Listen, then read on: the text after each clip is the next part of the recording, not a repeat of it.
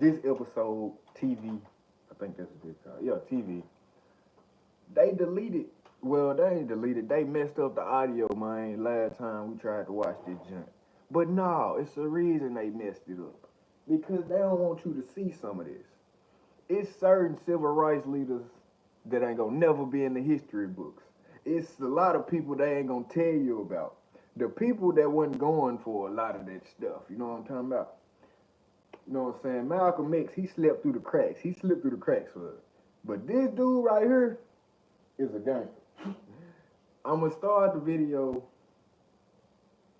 We get 3 minutes in. I'm gonna save the video. Keep in mind though, this platform, for some reason when I do these lives, they have to process it for like 2 days down there. They'll never do that with nobody else, but you gotta see the content that's about to be put on here. We gonna start this junk though. Oh, fuck the 3 minutes. Let's go and watch it. I'm ready to watch this shit again. His name Robert F. Williams, man. Do your research. If you don't do your research, you're gonna be watching his story. His story, not our story. This is our story. North Carolina, 1955. The Ku Klux Klan has just finished their rally, and now they're doing what they've always done. Riding through black neighborhoods to terrorize families who've lived here for generations. The local police look the other way, while the government pretends it isn't happening. This was just another night in the segregated South, where wearing a white hood meant you could get away with murder. But in Monroe, something different was about to happen. Something that would shape the very foundation of how Black Americans fought for their rights. You see, while Dr. Martin Luther King Jr. was preaching nonviolence in Alabama, one man in Monroe... Hold up. One second, my fault, guy. Hold up. fought Y'all for just their saying that. rights. Hold up. You see, My bad. something Watch that would this. shape the very foundation of how Black Americans fought for their rights. This man got a black baby. Dog, he's hanging a black baby, a infant. Dog, you can't get no sicker than this. This ain't even humane. This is animalistic down there. Like, this is a baby. A baby that can't do nothing wrong. I don't care what nobody say. A child that at that age, that's how much you hate people because people black? We gonna see why Robert F. Williams is the gangster of the century. You see, I'm not racist. I just love my people. And I want the truth. while Dr. Martin Luther King Jr. was preaching nonviolence in Alabama, one man in Monroe looked at those burning crosses, those night riders, terrorizing his community, and decided enough was enough. His name was Robert F. Williams, and his story isn't your typical civil rights tale. Robert was a Marine veteran who came home, looked at the terror in his community, and did something that nobody thought was possible at the time. He armed his people. He organized 60 men, trained them for self-defense, and famously stated, "Nowhere in the annals of history does the record show a people delivered from bondage by patience alone." Considered a hero to many, Robert's story all started with a simple question. What happens when the oppressed refuse to be victims of the system? Robert Franklin Williams was born on February 26, 1925, in a world shaped by the shadows of slavery. His grandparents, who lived under the whip and chain, made sure he never forgot what that meant for him.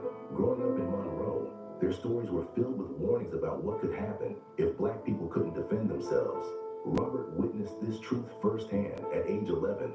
When he saw a police officer brutally beat a Black woman on Monroe's main street, the officer dragged her bleeding body along the pavement to jail, leaving a trail of blood as her screams echoed across the street. It was a public spectacle meant to remind the Black community of their vulnerability and inferiority. That image would be burned in young Robert's mind forever. But Monroe in the 1930s wasn't much different from the world his grandparents knew. It may have been 70 years since the end of slavery, but the heavy chains of oppression weighed heavy in the air. It was still a prison for black people, just with different chains. White-only signs were plastered across town, back doors and separate entrances for colored folks. Every sip from a segregated water fountain, every step off the sidewalk when whites passed by. These were the daily humiliations and reminders of a system designed to keep black Americans in their place. But then came World War II, and like many young black men in the South, Robert saw an opportunity to better his life up north, Detroit. The arsenal of democracy, a city where you could make real money working in the auto factories. But what he found there wasn't just a job, it was an education in resistance. 1943. The ongoing war had created fierce labor competition between white and black Americans, both struggling to find ways to feed and support their families. Black workers had migrated north by the thousands, drawn by the promise of defense plant jobs, but Detroit wasn't ready. Housing was scarce, and black families were crammed into small, overcrowded neighborhoods. White workers became fearful of the competition, so they staged walkouts when black employees were promoted. In June of that year, white workers at Packard Plant, an automobile manufacturer in Detroit, shut down the entire production line to protest working alongside African Americans. Wow! These guys were serious about their racism. Detroit had quickly become a powder keg of racial tension. And when the spark finally lit, the city exploded into chaos. For 5 horrifying days, violence raged through the streets. Robert found himself caught in the middle of it all, watching as black residents fought back against white mob violence in a desperate attempt to save themselves. 34 people died in those riots. 25 of them were black. But something else was born in that fire. You see, an elephant raised into adulthood while chained to a chair will think that it cannot break free from its bondage. But we all know, mighty is the elephant. The scale. It's in your brain, dog. It's all in your head, dog. How you see yourself. When you look in the mirror, dog, I hope you don't see all the stuff that they've been trying to tear you down. They've been doing this for centuries, trying to make you hate yourself and feel bad about yourself, dog. That's what your mentality, bro. Once you realize your true power that's inside of you, bro. Man, keep watching, man. Scales had fallen from his eyes, and Robert realized that submission wasn't the only option. He could fight. Like many young black men of his generation, Robert was drafted into military service in 1944, but his experience would be different. He was assigned to the Marines, a branch that had only recently begun accepting African Americans. For a year and a half, Robert served as a private in the segregated Marines. This wasn't just military service. It was a reminder of the contradictions of fighting for democracy abroad while facing segregation in uniform. The discipline, tactical training, and organizational skills he learned in the Marines wouldn't go to waste. After the war ended and he returned home to Monroe, these same military experiences would shape his approach to defending his community. Robert wasn't alone. He was part of a generation of black veterans who returned home with the new skills and a deeper determination to fight for their rights. They had defended America abroad. Now they would defend their communities at home. But when Robert returned to Monroe in 1955, he found a town frozen in time. The same white-only signs, the same daily humiliations, the same terror from the Klan, except now, he was seeing it through different eyes. The eyes of a trained Marine who understood the power of violence, and he wasn't alone. In 1947, young Robert had married Mabel Robinson, just 16 years old, but already a fierce advocate for civil rights. Despite her youth, Mabel had already seen enough injustice to last a lifetime. She grew up watching her own community struggle against segregation, and unlike many young women of her era, she refused to accept it quietly. While most civil rights couples preached nonviolence, Robert and Mabel Williams believed in something else entirely: the right of armed self-defense. People like Somebody ever told you growing up? I was taught, if somebody hit you, you better hit their ass back. I also was taught another thing. If somebody is in your personal space and they're acting like they're a threat to you, you have all right to go on knock nigga. Do whatever you gotta do. If they are getting close to you like they're trying to threaten you, at that point you have all right to defend yourself. Never, if you don't defend yourself, you gonna be prey. It's natural selection. You're gonna get ate out here. Like Martin Luther King Jr. and Coretta Scott King, who became the faces of peaceful resistance, led dozens of nonviolent demonstrations across the South. Robert Williams had seen way too much to put their faiths in passive resistance alone. But how would this Marine veteran and his young wife transform from peaceful citizens into militant leaders of their community? And what would happen when their radical ideas clashed with the nonviolent mainstream of the civil rights movement? By the way, if you enjoy this type of content and want to see more videos about the heroes of Black history, please subscribe to the channel. It means a lot to us and helps us spread awareness about our fight for freedom. To understand what Robert was about to do, you need to understand what the NAACP was supposed to be. Founded in 1909, the National Association for the Advancement of Colored People emerged in response to the lynchings and racial violence sweeping America. It was created by Black and white progressives alike, aiming to fight discrimination through the courts and legislature. I hate seeing the pictures of like when they used to hang us and they call it picnics, bro. Like every picture you see a black person hanging, you see white people just chilling and like they having a great time, like they are, and they got away with that, man. Hey, man, all white people are not evil. All white people ain't, you know what I'm saying, woo to woo, but man, hey, bro, a lot of people follow the herd mentality. So if you wasn't evil and you just did it because you seen everybody else did, you just as guilty. And you, man, I can't see it. They gonna block the lie. Their weapon of choice, however, were lawyers, not guns. Respectability, not resistance. When Robert Williams returned home to Monroe after his time in Detroit and the Marines, he found a town frozen in time. With a population of just 12,000, Monroe had become a stronghold of white supremacy, home to an estimated 7,500 Klan members. Yes, you heard that right. Over half of the town's population were Klan members. Meanwhile, the local NAACP chapter was barely breathing. Like chapters across the country, they followed the national organization's preferred model, focusing on middle-class professionals like doctors, lawyers, and ministers. The kind of black folks who wouldn't scare racist white people. The kind who fought with briefs and motions. But Robert saw things differently. When he joined the Monroe NAACP chapter in 1955 and became its president the following year, he brought with him a radical new vision. The people who needed the NAACP most weren't in courtrooms or country clubs. He went to the textile mills where black workers endured daily humiliation for poverty wages. He went to the farms where families still worked land their grandparents had sharecropped. And most importantly, he went to the veterans, men who, like him, he went to the people that need this to fight, not the house ones, the ones that they know ain't gonna try to jeopardize this because they already got them wrapped around their fingers. Why you think I love doing stuff in my community and places that I came from, man? It's a reason, man.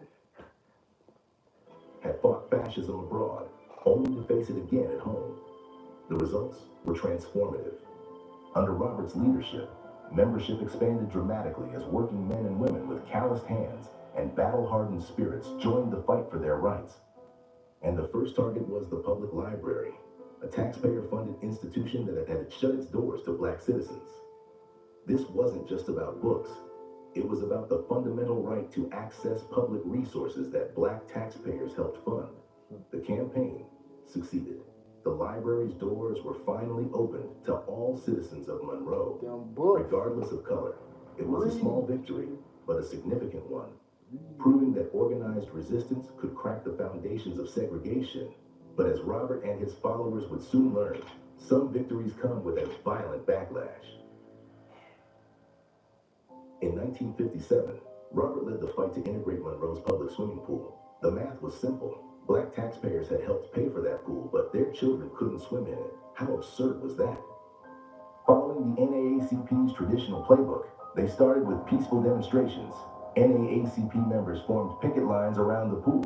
But what happened next would change everything. The protesters were met with a hail of gunfire.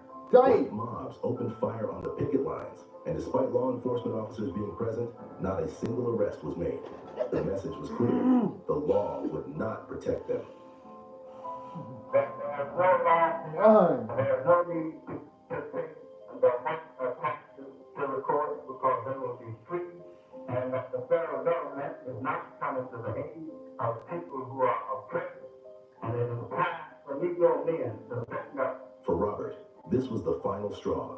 The swimming pool violence proved what he had long suspected, that legal briefs and peaceful protests alone wouldn't be enough in a town where the Klan operated with impunity. That's when Robert did something unprecedented, drawing on his military experience and connections. He reached out to other black veterans who understood both discipline and duty. These were men who had fought fascism in Europe and the Pacific, only to find it alive and well in their hometown. They trained in military tactics, they fortified their homes, and they made it crystal clear. Any Klan attack would be met with equal force. This came to a head in the summer of 1957 when rumors spread that the Klan planned to attack Dr. A. Elbert Perry, the NAACP's vice president. The Black Armed Guard fortified his house with sandbags. When the Klan opened fire from their cars, Robert's men returned fire, driving them away. The shooting made headlines, but the real story was what happened next. The same city officials who had always defended the Klan's constitutional right to organize suddenly changed their tune. Within days, they called an emergency session and passed a city ordinance that banned the Klan from Monroe without special permission from the police chief. For the black community of Monroe, this was a turning point. Robert himself explained it best in his book, Negroes with Guns. Racists consider themselves superior beings and are not willing to exchange their superior lives for our inferior ones. They are most vicious and violent when they can practice violence with impunity. The ordinance requiring Klan gatherings to get police permission marked the first time the local government had ever restricted Klan activities in Monroe. The message was clear. Organized armed resistance had achieved what decades of peaceful petitions could not. But this success came at a price. The incident drew the attention of not just local authorities, but the FBI. Robert's insurance company canceled his car insurance, citing the frequent attacks on his vehicle. Even some of his allies began to worry that his methods might provoke even more violent retaliation. While Robert's armed defense strategy had gained the black community some measure of protection, the deeper rot of racial injustice in Monroe was about to be exposed through the case of two young boys. It started innocently enough in October 1958. A group of children, both black and white, were playing together in Monroe, the kind of scene that would raise no eyebrows in most places. During their game, a white girl gave two black boys, 9-year-old James Thompson and 7-year-old David Simpson, an innocent peck on the cheek. What happened next would expose the brutal reality of Southern justice. The white girl's mother, upon hearing about the kiss, became enraged. Within hours, police dragged the two elementary school boys from their home. They were charged with assault for receiving a kiss in a children's game. Let me remind you. Man, hell no. Hey, man, I seen this before, but I forgot. So the little white girl is a little freak. She kissing two boys, and they charge these folks with assault. The mama mad because her daughter thought, man, hey, bro, I'm sorry. Back in the days, bro, I'm telling you, they would have did me bad. They'd have made an example out of me because I'm messed up with it, dog. It's no way, dog. I understand Robert F. Williams, dog. I see, man. Hey, bro. What? Man, hey, man. Come on, we gotta finish this. I'm gonna go off after this. It's almost over. The white girl is the one who gave the kiss. The local courts showed no mercy. These children, one just 7 years old, the other 9, were sentenced to reform school until they turned 21. What the fuck? Oh, no! Had earned them a 14-year sentence. The boys were beaten, and their parents. Them folk got 14 years because a white girl kissed them and they 7 and... Man, you want to tell me they still ain't doing this to this day with their justice system? That's why I hate when...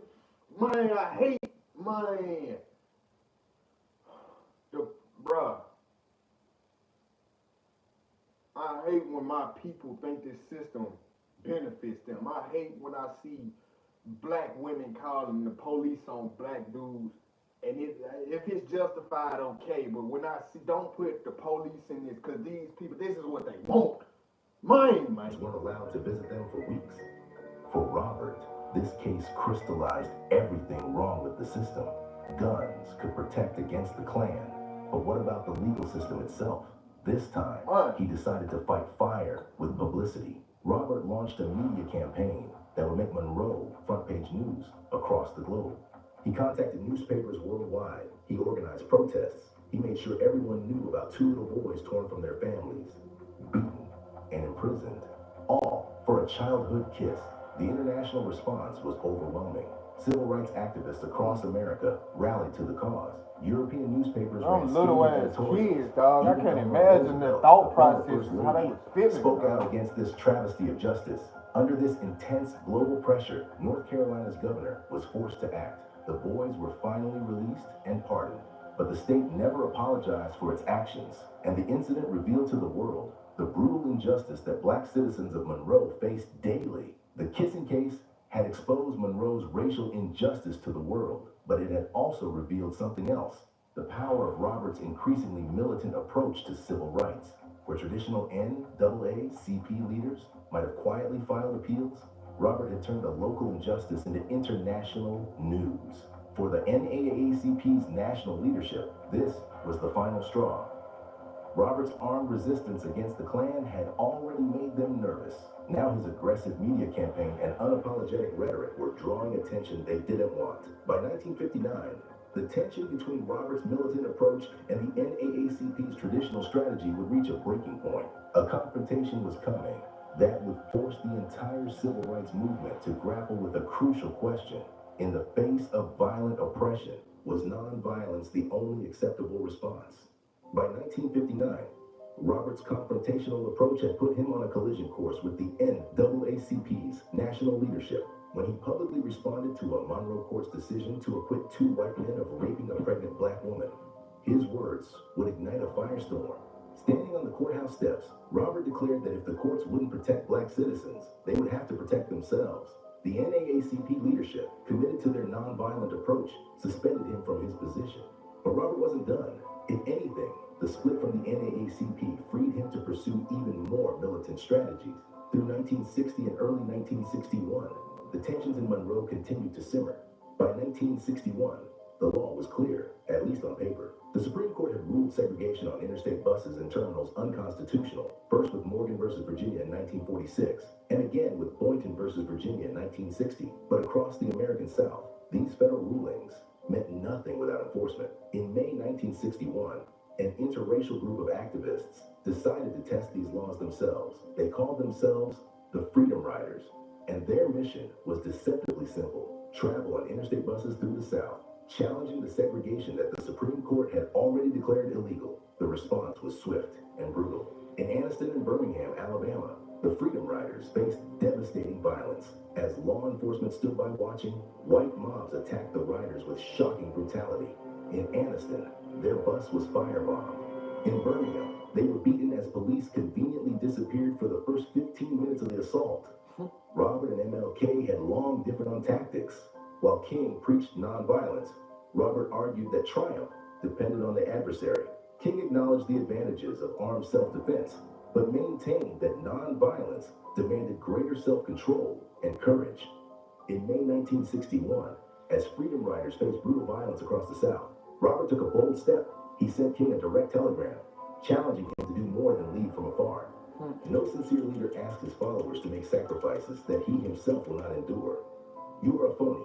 If you lack the courage, remove yourself from the vanguard. Now is the time for true leaders to take to the field of battle. If leaders believed in nonviolent resistance, they should physically participate with their fellow protesters on the front lines.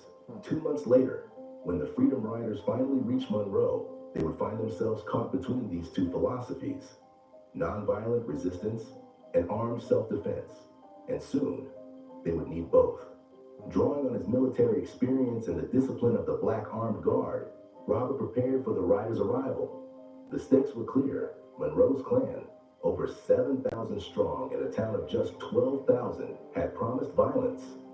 The Freedom Riders came to Monroe determined to demonstrate the effectiveness of civil disobedience and challenge segregation laws, but they found something unprecedented: a black community ready not just to support them, but to defend them. For 2 weeks, the protests continued. But as hostile white observers gathered, the situation grew increasingly tense. The rioters, recognizing the danger, called for the aid of the Black Armed Guard. Then, on August 27th, violence erupted. White supremacist mobs attacked the rioters and caused chaos in the local neighborhood. In the midst of this turmoil, a white couple driving into the area found themselves caught in the chaos. What happened next would change everything. Robert, seeing the couple in danger, rescued them and brought them to his house for safety. But what he saw as an act of humanity, local authorities would twist into something far more sinister. What began as a Freedom Ride demonstration in Monroe quickly spiraled into chaos on August 27th, 1961. As violence erupted throughout the local neighborhood, a white couple, Bruce and Mabel Stengel, drove their car into the midst of the turmoil. In a moment that would test Robert's principles, he faced a crucial choice. The crowd had recognized the Steagles car, the same vehicle that had recently displayed hostile segregationist messages. But rather than allow any harm to come to them, Robert did something that defied the mob's expectations. He brought the couple into his home for protection. With the Steggals safely inside, Robert tried to use this moment to help others in danger. He called Police Chief A.A. Monet, attempting to negotiate medical care for freedom riders who had been jailed and denied treatment. The response from Chief Monet chilled Robert to the bone. You'll be hanging from the courthouse square in 30 minutes. Damn! This wasn't just a threat. In Monroe, it was a real possibility. White police authorities were already working to frame Robert's protection of the Steggals as a kidnapping, despite the fact that the couple never reported any abduction after leaving his house. The propaganda was already being made. Within hours, the situation had transformed. This wasn't just another confrontation with local authorities. The FBI issued a warrant in Charlotte, charging Robert with kidnapping, despite the fact that the Steggals never reported any abduction after leaving his house. Facing false kidnapping charges and the very real threat of violence, Robert and his wife Mabel were forced to make an impossible decision. They fled Monroe, beginning a journey that would take them first to Cuba by way of Canada and Mexico. But exile didn't silence Robert. It amplified his voice. In Cuba, with Fidel Castro's approval and government assistance, he established Radio Free Dixie in 1962. This groundbreaking program, which aired in the US and Canada, combined jazz and blues with sharp commentary on the American government. That same year, Robert published his seminal work, Negroes with Guns. The book detailed his experiences with violent racism and laid out his fundamental disagreement with the nonviolent wing of the civil rights movement. His words would later profoundly influence Huey P. Newton, founder of the Black Panther Party. After 5 years in Cuba, Robert's journey continued. He traveled throughout Asia and Africa, speaking out against racism, colonialism, and the Vietnam War. In Vietnam, he even met with revolutionary leader Ho Chi Minh. From 1966 to 1969, Robert and his family lived in China, where he continued to publish his newsletter, The Crusader. His presence there deepened the connection between the Communist Party of China and the African American revolutionary movement.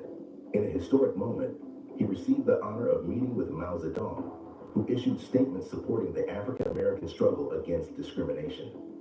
By late 1969, Robert and Mabel returned to the United States, settling in Michigan. The kidnapping charges still loomed, but Michigan's Governor William G. Milliken refused to honor North Carolina's extradition request, noting that Robert couldn't receive a fair trial there. The legal shadow wouldn't lift until 1975, when Robert was finally able to face the charges. In January 1976, nearly 15 years after he fled Monroe, North Carolina prosecutors dismissed all charges against him, acknowledging their main witness was too weak to appear in court. Robert's story wasn't just about one man's fight for justice. It was about challenging the very framework of how civil rights could be won. At a time when nonviolence was considered the only acceptable path, he dared to argue for the fundamental right of self-defense. His influence would ripple through generations of civil rights activists, reshaping the movement in ways that would be felt long after his death in 1996. At his funeral, Rosa Parks delivered the eulogy, praising him for his courage and for his commitment to freedom. Her words captured what many had come to understand, that Robert F. Williams had forced America to confront difficult questions about resistance, self-defense, and the true meaning of civil rights.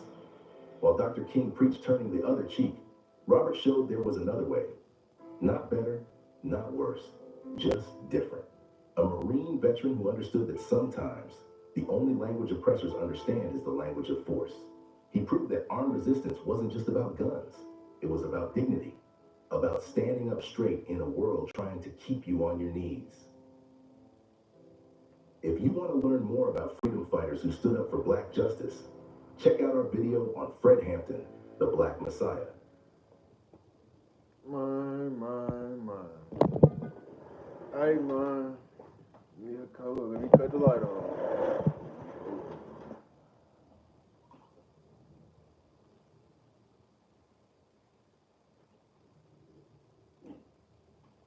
I'm about to go off. Man. Hey, bro, when I watch certain stuff like that, man, I get emotional, not even just on those sad type stuff. I feel the energy of my ancestors, bro, and I feel that fighter spirit, bro. Man, hey, man, it's a reason they don't teach about him. It's a reason they pushed Martin Luther King. And it's a reason they took Martin Luther King out once he realized he was leading his people into a burning building. Bruh, imagine if him, Malcolm X, and Martin Luther King came together and formed, boy, that's what they knew was about to happen. Because, hey, man, they don't want us. If we come, we are so strong. They was scared of that man. That man, they tried to put this man on kidnapping charges. That showed he wasn't racist, bro. He just cared about his people and he was gonna stand up for his people and himself. That man took two white people out of a riot. He could have let the black people slaughter them. He said, nah, I ain't gonna let them do them. Y'all just passing through. Y'all ain't even attack us. It's self-defense, not offense. He ain't going out there, let's just shoot up white people. Let's do that. No. Defend yourself by any means necessary, man. Man, bro, that story about the two little black boys and the white girl kissed them, bro. All of that stuff, bro. Bro, them folks was 7 and 9 years old, bro. Them folks got 15 years in jail, bro. Imagine what happened before they even got to jail. They said they was beaten and all that, bro. Imagine what them officers did to them in the interrogation room. These vulnerable little boys, bro. They can't even defend themselves if they wanted to, man. You gotta protect the people that can't defend themselves. Not because they you know what I'm saying, pussy, whatever, woo the woo. No, the ones that's vulnerable, kids, the elderly, you know what I'm saying, disabled, man.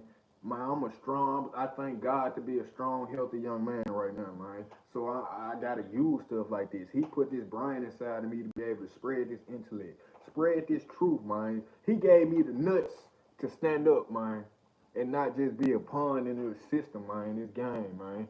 I'm not saying you supposed to hate the other races and all of that. Not at all, man.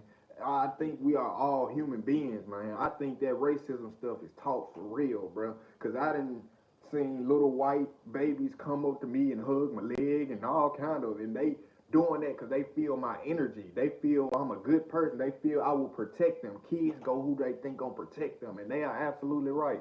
Just like I mentioned in the earlier part, dude had a black infant hanging like a toy, like this was his trophy, man. I wouldn't dare touch a infant Caucasian child. I wouldn't dare harm them. What did that little baby do to me? What, like, I can't, what? I don't, come on, man. Hey, man. It's Black History Month, as they say. Let me tell you something. All these dumb holidays and all that, that's to get money from people, bruh. I'm black every day. You mean to tell me I only get to celebrate my history when they told me on the shortest month of the, man, I'm black every second. Every time I wake up, when I'm asleep, nigga, I'm black still. Man, I'm proud of myself and I'm proud of my people. I'm proud of who I am. I just want us to do better. I want all people to be better. I want humanity, bro. I know, as I said, you can't save everybody because this was back in the 40s and all that. My black people have been going down ever since then. They got us hurting each other. They got us spending on the ops that look just like us. We beefing about blocks that we don't even own. You beefing about some shit you renting. Your mama renting that house, man. Your grandma renting that house, man. If they don't pay the white owner, man, y'all is out of here. Do you hear what I'm saying, man? Come on, man. Don't be dying over blocks you don't own. Don't be doing stuff. Don't be killing your own people over dumb stuff. It be pride and it's all self-talk. That's why I said the self-destruction, man. That's why, like, when dudes do something, I ain't never I say I'm gonna defend myself by all means. Most stuff I just look at them crazy, and then I see it in the dude. I just seen it a couple times. Dudes be thinking like, damn, what am I doing? Why am I trying to be in tour with him? Like just by me looking at them, like, are you fucking serious right now? And then it might be people around. These people might be instigating at first, and then they be like, yeah, this actually is stupid. But if I were reacting like, what you want to do, nigga, all that woo to woo, they would have hyped it up and it would have just been two more dudes. Either him or me would have been in the ground and one of us would have been in a cage for the rest of our life. For what? For what, bro? I just want humanity to do better, man. Spread the truth.